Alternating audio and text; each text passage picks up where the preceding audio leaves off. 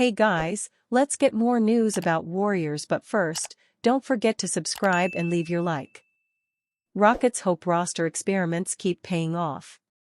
Having avoided playing Tari Eason and Steven Adams in back-to-back games, Houston Rockets coach Ime Udoka utilized both against the Phoenix Suns on Wednesday, with Eason thriving in a 119-111 home victory ahead of a showdown against the Golden State Warriors on Thursday.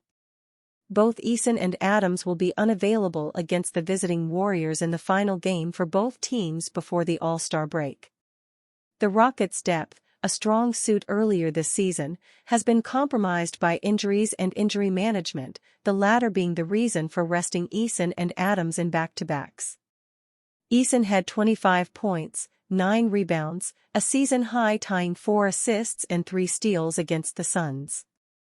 He spearheaded a balanced attack that included Jalen Green adding 22 points, Dylan Brooks and Amen Thompson scoring 18 apiece and Alperen Sengun chipping in 17 points and 13 rebounds. Thompson also contributed 11 assists and 10 rebounds for his 4th career triple-double. Still, the Rockets remain hamstrung by the absences of Fred VanVleet, ankle, and Jabari Smith Jr., hand, though Smith is on the brink of returning from his 6-week absence after the break. The constant rotation tweaks have stalled the team's progress, but they have provided Udoka a chance to unearth additional options. Some guys will be in different roles, Udoka said. With Amen starting and Jabari coming back and Fred getting back healthy, we've had a chance to look at what guys can do in different positions. Hopefully Steven and Tari and those guys can get back-to-backs eventually, and we just continue to use our depth to try and overwhelm people. That's what you kind of saw early in the season, but the injuries and guys being out of place at times has affected us some. The Warriors lost on Wednesday for the first time since Jimmy Butler arrived at the trade deadline, falling 111-107 to the Dallas Mavericks in the 5th game of a 7-game road trip that concludes following the All-Star break. Golden State rallied from a 15-point third-quarter deficit but couldn't finish off shorthanded Dallas, squandering an opportunity at its first 3-game winning streak since mid-November. Despite the result, the Warriors provided an example of their potential with Butler working in concert with Stephen Curry, as that duo combined for 22 fourth-quarter points to fuel the comeback. Throughout the game, we just had little mental mistakes, Golden State guard Gary Payton II said following the defeat. We're going to have some turnovers and whatnot, but one mental mistake can lead to a flurry of shots and makes, so we've just got to lock in mentally, and I think we'll be all right.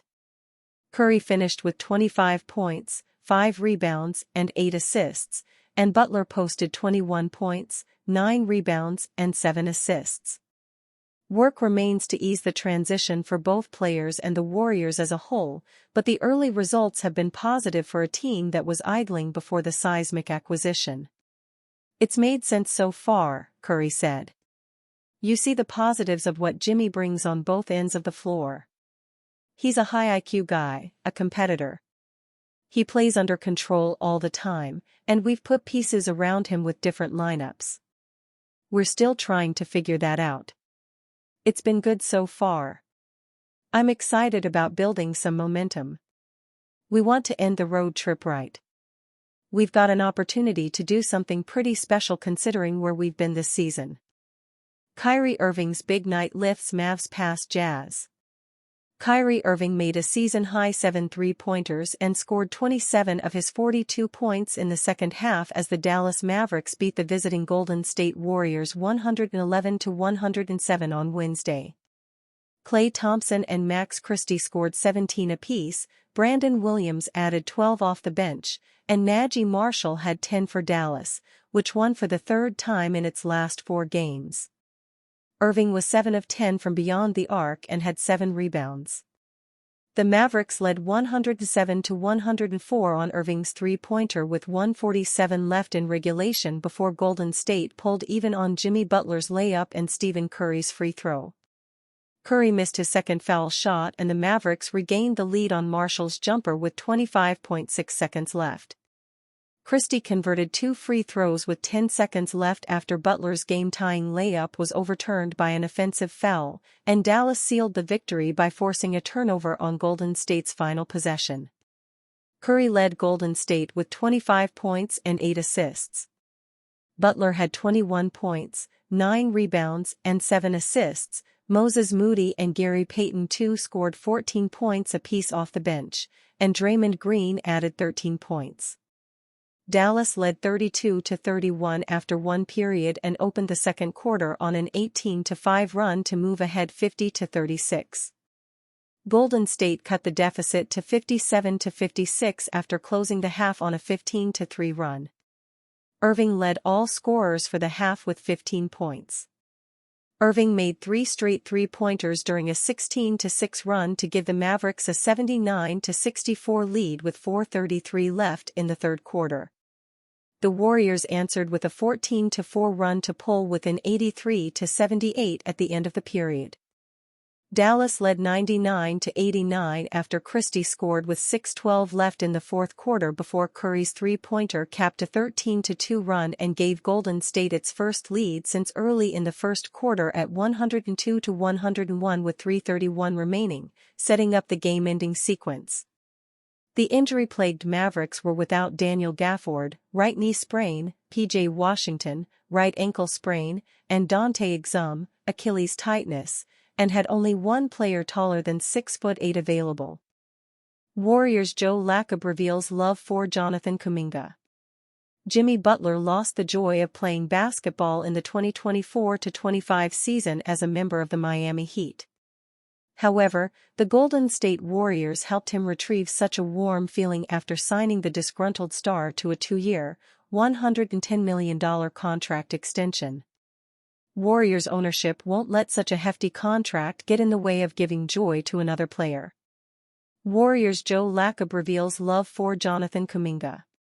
Although the Warriors are only $12.1 million short of hitting the dreaded second tax apron, the deep pockets of Lacob don't shake in fear like most NBA team governors. The Warriors will pay a combined $139.6 million for the 2025-26 season between Stephen Curry, Draymond Green, and Butler. Yet, despite such a significant financial commitment to the Twilight Years star trio, Lacob assured fans and the media the Warriors have more room for love and, more importantly, extra money for the two-timeline star Kuminga. During an interview with Anthony Slater of The Athletic, the Warriors team governor expressed his love for Kuminga. When asked if Butler's massive contract extension will affect the Warriors' decision to re-sign Kuminga, Lacob didn't hesitate to show the team's commitment to the young wing. "Absolutely," Lacob said. 100%. "Are you kidding me? I love that guy. We love him." Although the Warriors didn't sign Kuminga to an extension, they reportedly didn't shop him during the trade deadline. They also refused to include him in a potential package for Utah Jazz's All-Star forward Lauri Markkanen.